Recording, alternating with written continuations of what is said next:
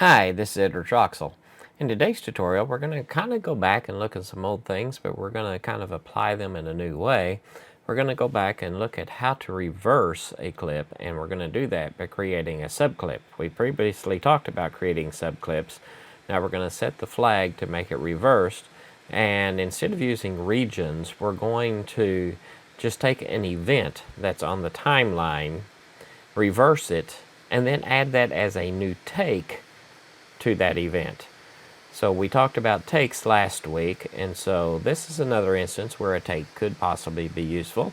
So we'll have one take that is forward and one take that is backwards. So let's see what it takes to do this. Here is the code that we're going to actually be using. We start with, for each track, my track in myvegas.project.tracks. Then we go through each track event in mytrack.events. And then if that event is selected, then we want to reverse it. So if it is selected, we're going to get the take, which is my take, from that event dot active take. Then we need to get the full path as to where that media is located. So we will get that from mytake.mediaPath. And then we're going to create us a new media, which is called myMedia, which we're getting from a new subclip. Then we're passing it our Vegas project, and then the full path to where that media is located.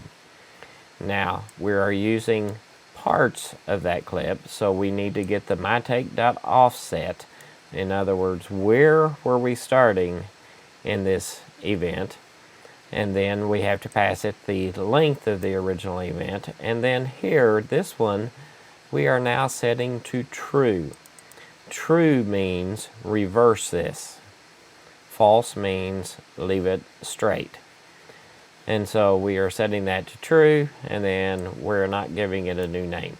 So now I need to create myself a new media stream, which I just called new stream, which I just set to null because we're going to add it in down here based on whether it's audio or video.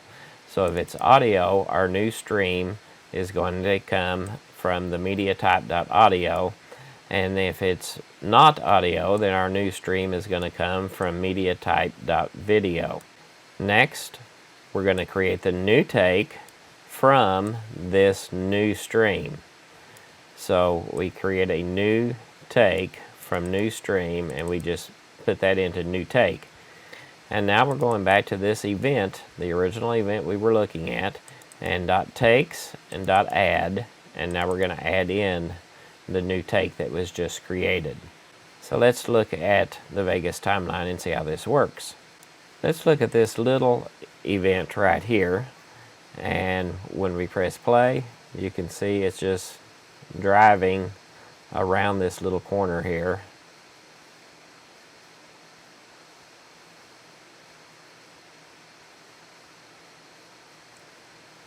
And all we did was just drive around that little corner. And so now with just this one event selected, we're going to run the script. And now when we play back, you can see that it was added here. The new subclip was added right here. Notice the name of it has subclip in the name. And when we play this back, now we are going backwards, and we are backing up around the corner.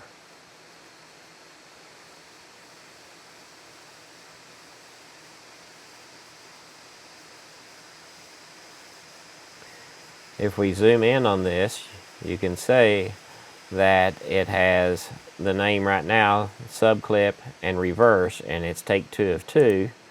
If I press T, now I'm back to the original take, and I can actually switch back and forth while I'm playing. So I'm going forward, now I'm going backwards, now I'm going forwards, going backwards, going forwards, going backwards, going forward. So we can easily switch between just going forward and going backward just by pressing T. So this is just a very simple way of getting all selected events on the timeline to be reversed.